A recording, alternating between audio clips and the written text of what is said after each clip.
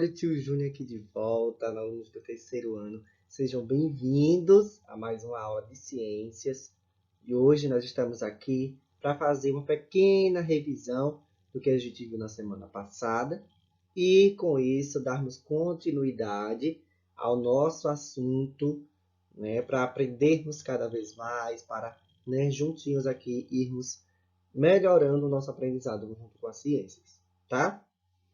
Então, peço a colaboração de todos, né, que prestem atenção na nossa aula, peguem o material para acompanhar junto com o tio Júnior, deixa tudo aí preparadinho, o livro de vocês, lápis, borracha, né, caso precise fazer alguma anotação ou responder alguma atividade, então já deixa tudo preparadinho aí, tá? Para que com isso a gente possa, né, ter um bom desempenho e uma aula, ó, 10 de sucesso. Tá bom? Então, vamos lá? Todo mundo preparado? Posso começar? Então, vamos que vamos. Olha só. Na nossa última aula, a gente falou sobre, né, as camadas aí, né, as camadas da atmosfera terrestre, né, que são, ó, 1, 2, 3, 4, 5 camadas, né, até chegarmos realmente ao nosso planeta. Então, essas camadas aí, elas são compostas por ar, né? E na medida que ela se afasta do planeta Terra, o ar, né, ele fica menos. E na medida que vai se aproximando do nosso planeta Terra, o ar, né, vai estar mais presente. Olha só. Então, nós temos aí a exosfera, né, que é a camada mais externa da atmosfera. Ela se inicia aproximadamente acima de 500 quilômetros da nossa Terra, né? Que é essa aqui. De 500 a 800 quilômetros, olha só. Né? A exosfera. Ela se estende, né, até o início do nosso espaço. Nessa camada aí, a gente encontra satélites artificiais. Olha só aqui eles. Certo? Logo abaixo, nós temos a termosfera. A termosfera também que se encontra a 500 quilômetros, né, um pouco abaixo da exosfera, mas também bem próximo, né, os seus 500 quilômetros acima da superfície terrestre. Certo? Nós temos a mesosfera, né? A mesosfera ela já é um pouco mais próximo do nosso planeta Terra, só são 80 quilômetros acima da superfície. Nós temos a estratosfera, tá? Ela já só são 50, né, quilômetros acima do nosso planeta, aí, né, na nossa área terrestre.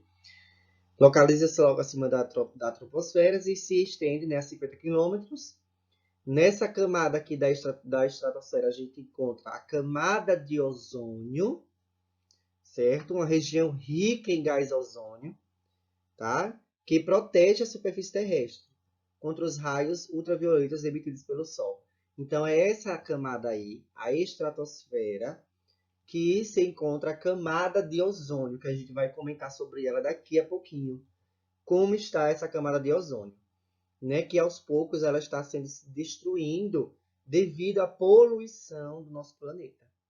Mas nós temos que cuidar muito dessa camada de ozônio, porque é ela que nos protege dos raios do Sol.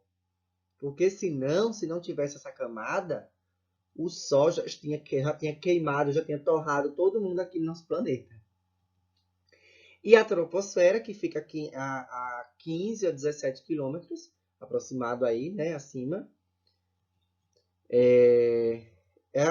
a que fica mais próxima da superfície da Terra, né? Essa camada possui a maior quantidade de gases, né? É nela, na troposfera, que se formam as nuvens, né? O vento e raios, né? A troposfera é onde os aviões passam, né? É uma camada aí muito importante também. Então, é isso que a gente viu na semana passada, sobre essas camadas aí. Olha só. Então, agora, avançando para a página 32 do nosso livro, a gente vai ver um pouco sobre como está sendo essa destruição da camada de ozônio. Você sabia que a camada de ozônio está sendo destruída ao longo dos anos? formando um grande buraco. A Agência Espacial Americana monitora essa camada sobre a Antártica desde 1979. Veja alguns exemplos aí, ó. Assim ela estava em 1979. Olha em 2011, gente, olha o buraco que está se formando. Olha em 2017. Tá? Isso está sendo destruído, a nossa camada de ozônio. Ó, para reduzir os prejuízos à camada de ozônio, em 1987 foi assinado o Protocolo de Montreal. Esse protocolo, nesse protocolo, 130 países assumiram o compromisso de parar a utilização de substâncias conhecidas como clorofluorcarbonos. Gente, esse clorofluorcarbonos são substâncias que tinham-se muitos produtos que eram funcionados através dessa substância aí. E aí, ao assinarem, né, esse protocolo, teria o país parar de produzir equipamentos que tivesse essa substância. Porque isso estava sendo causado, né, destruindo a nossa camada de ozônio. Então tinha que parar de produzir esses equipamentos. E existia muito nos ar-condicionados, nos gases da geladeira, certo? Em vários outros produtos, tá? Então tinha que estar parando. Os aerossóis também tinha muito essa substância, então tinha que parar. Então, esses produtos eram os principais responsáveis pela destruição da camada de ozônio. Então, esse protocolo foi assinado pelo Brasil em 1990 e, desde 2010, o Brasil anunciou o fim do uso desse clorofluorcarbonos em seu território. Então, observando as imagens, o que você pode dizer a respeito do tamanho do buraco da camada de ozônio ao longo dos anos? Né? Ela foi crescendo, tá? Foi crescendo. Ó, em 2011 estava muito elevado o buraco. Já em 2017 já estava diminuindo, né, devido por ter parado, né, aí a produção dessas substâncias. Então, qual é a importância de acordo com o Montreal, né? Qual a importância, né? A importância é preservar a nossa camada de ozônio. Como o buraco da camada de ozônio pode interferir na saúde dos seres vivos. Então, sem essa camada de ozônio, o calor vai ser muito grande. Então, muitos seres vivos não irão sobreviver ao calor, né? Vai morrer. Então, muita coisa pode estar interferindo aí na nossa saúde. Olha só. Vamos aqui agora para a página 33, tá? Vou pegar aqui no livro, no qual a gente vai falar agora sobre as atividades humanas que fazem com que a poluição do ar esteja ocorrendo. Então, algumas atividades que o ser humano realiza podem liberar no ar gases ou partículas que prejudicam seres vivos, provocando a poluição do ar. Veja a seguir algumas dessas atividades. Então, as indústrias que queimam combustíveis fósseis e não obedecem às normas, pois não utilizam equipamentos adequados para evitar a poluição, como os filtros e suas chaminés. Então, a poluição do ar. Aqui na nossa cidade tinha muito isso e ainda existe nas cerâmicas, né? O ideal é que as cerâmicas utilizem filtros para que a fumaça que saia das chaminés, no momento que estão queimando os fornos, né? Essa fumaça tem que sair uma fumaça filtrada, que não polua o ar. Que o que está saindo pela fumaça que vai poluir o ar vai ficar ali no filtro, não sai. Tá? Algumas cerâmicas já usam, foram obrigadas, mas tem outras, infelizmente, que ainda não usam. As queimadas, que geralmente são realizadas para limpar áreas das plantações ou criação de gado. Isso também influencia bastante na poluição do nosso ar. Então não devemos, além de estar destruindo o meio ambiente, vai estar poluindo o ar. Né? Olha só. A queima de diferentes substâncias como o lixo doméstico. O lixo tem que ser jogado no lixo, não devemos estar queimando. Os motores dos veículos né, em funcionamento que queimam combustíveis fósseis. Ou seja, né, o carro, a moto, né, que tem ali o combustível e ele é queimado no momento que está sendo, no momento que está andando, no momento que o carro está funcionando. Então está queimando ali o combustível, né, e isso causa uma grande poluição do ar. Então a poluição do ar pode prejudicar a saúde do ser humano, causando doenças como bronquite, dor de cabeça, irritações na garganta, no nariz, nos olhos e na pele, entre outros sintomas. Então veja, né, a poluição do ar, ela é ruim também para a nossa saúde. Além disso, alguns gases que são emitidos na atmosfera se misturam às nuvens.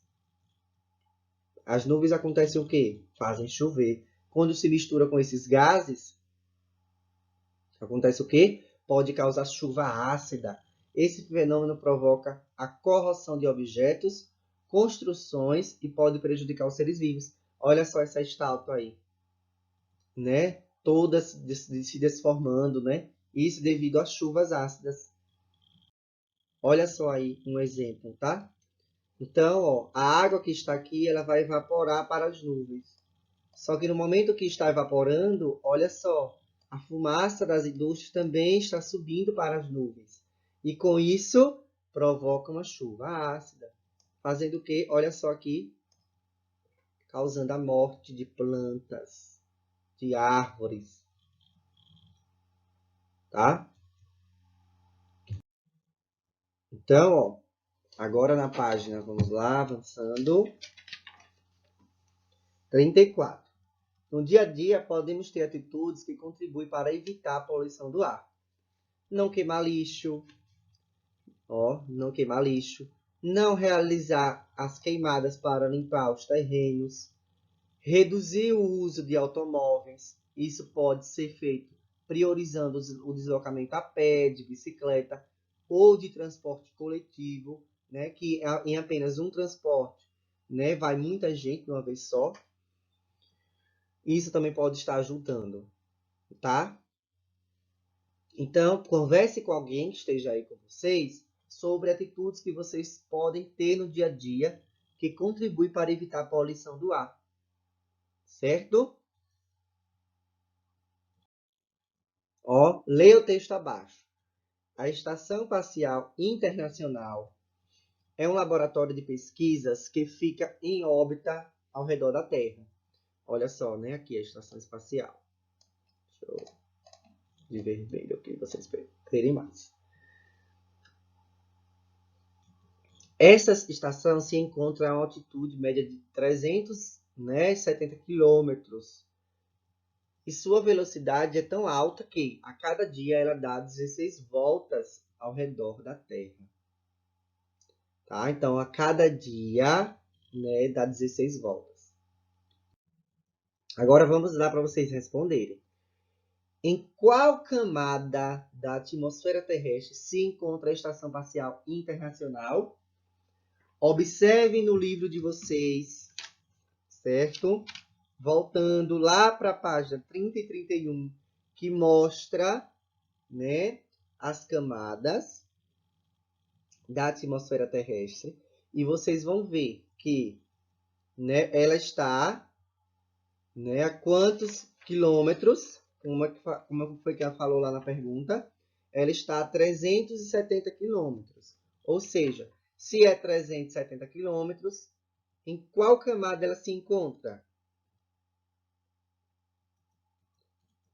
E aí, vocês sabem me responder, minha gente? Qual camada? Nós temos a exosfera, que fica, né, acima de 500 a 800 quilômetros.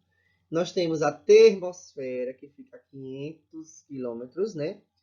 Acima de 500 quilômetros. E nós temos aí a mesosfera, que fica acima de 80 quilômetros. Então, vocês acham que ela fica mais aproximadamente a qual? Né? Na qual aí? 80 quilômetros é muito baixo. Então, ela não vai estar na mesosfera. Então, ela vai estar na qual? na termosfera, né? Que é até 500 quilômetros, ok? Então, ela está na termosfera. Vamos lá, termosfera.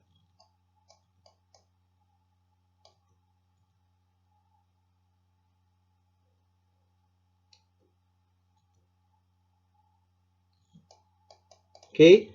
Essa eu respondi com vocês, agora vai ser como vocês vão responder as outras. Considerando um mês com 30 dias, quantas voltas na Terra a Estação Espacial Internacional realiza por mês? Né? Se ela dá 16 voltas em um dia, quantas voltas ela vai dar em 30 dias, né? Que é um mês. Então, a continha que vocês vão fazer, ó, né? O mês tem 30 dias. Em um dia, ela dá 16 voltas. Certo? Então, vocês vão fazer uma continha aí de multiplicar de vezes. O resultado que der, vocês vão marcar o x aqui. Ou vai dar 450, ou vai dar 480, ou vai dar 365. Tá? Vocês vão fazer a continha e vão marcar o x na alternativa correta. Certo? Combinado? Agora é com vocês, tá? Vamos agora para a página 36. Ó. Leia a manchete abaixo e responda as questões propostas. Tá? Vou ler a manchete, vou ler as perguntas e vocês irão estar respondendo. Carros levam 30% dos passageiros, mas respondem por 73% das emissões em São Paulo. Olha, análise inédita calcula o papel de cada modal na concentração de poluentes e gases de efeito estufa na capital paulista. Como os carros podem contribuir para a poluição do ar? Gente, vimos isso agora há pouco, lá na página 33. Né? O que é que os carros podem contribuir para a poluição do ar? Volta lá na página 33, dá uma lida lá nas atividades da poluição, né, do ar, que vocês vão encontrar a resposta. Certo? Letra B. De acordo com a manchete, os carros podem ser considerados um meio de transporte adequado para reduzir a poluição do ar? Os carros são meios de transporte adequados para reduzir a poluição do ar? Não, né? Não mesmo. Tá? Não. Por que não, tio? Lembra que a gente falou lá agora há pouco também? Porque o essencial é que tenha-se transportes coletivos para, né, ir várias pessoas em um carro só. E não um carro para cada pessoa, porque isso vai aumentar a quantidade de carros, vai aumentar, claro, a queima de combustíveis e vai ter maior poluição. Então, os carros não são adequados, né, no meio de transporte. Então, utilize o quê? Bicicleta, utilize, né, vá a pé. Isso sim é adequado. Marque um X nas atitudes que podem contribuir para diminuir a poluição causada por esse tipo de transporte. Então, o que é que pode diminuir a poluição aí? Utilizar transporte público? Diminui? Sim, vamos marcar. Tá? Utilizar o carro para se locomover até mesmo em curtas distâncias? Não, né? Utilizar bicicletas? Será? Marca o X ou não, tá? Marca ou não marca. Agora é com vocês. Regular o motor dos automóveis? É correto também? Sim ou não? Se for, marca o X, tá? Eu marquei o primeiro ali, mas aí agora vocês vão marcar os outros. Se vocês acham que sim ou que não. Marca o X. Vamos finalizar aí, para mim estar passando para vocês, na página 40 e 41, esse experimento, tá? Vocês podem estar fazendo aí na casa de vocês, para vocês verem o que realmente vai dar de resultado. Vamos improvisar, ó. Vocês vão precisar de 2 copos plásticos, um recipiente de plástico grande, água, um filme PVC. Filme PVC é aquele filme que a mamãe ou alguém da sua casa coloca em cima da comida para proteger a comida, né? Que é um plástico transparente. Tá? Vai precisar de um elástico e termômetro de álcool. Caso não tenha termômetro, mas eu vou ensinar como é que vocês vão fazer. Só para vocês verem como é. Ó. Coloca a mesma quantidade de água nos 2 copos plásticos. Olha só, água e água, né? Coloca os 2 copos de água no interior do recipiente. Vai pegar os 2 copos e vai colocar, né, dentro do recipiente plástico. Tá? Vai pegar um copo, vai colocar dentro do vaso e o outro vai deixar lá de fora. Meça a temperatura, né, de cada um dos copos e anote no caderno. Ou seja, a temperatura dos 2 copos vai estar igual. Se não tem temperatura, bota o dedinho para ver como é que tá. Está frio, está quentinho, morninho, certo? Cubra o recipiente plástico. O copo que está dentro do recipiente vai cobrir com filme PVC. E vai deixar o outro copo do lado de fora.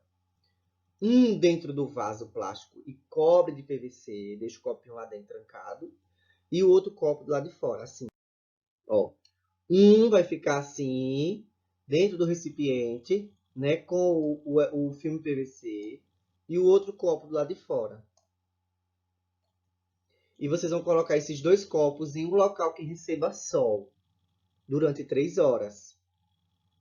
Certo? Após as 3 horas, retire o filme do PVC.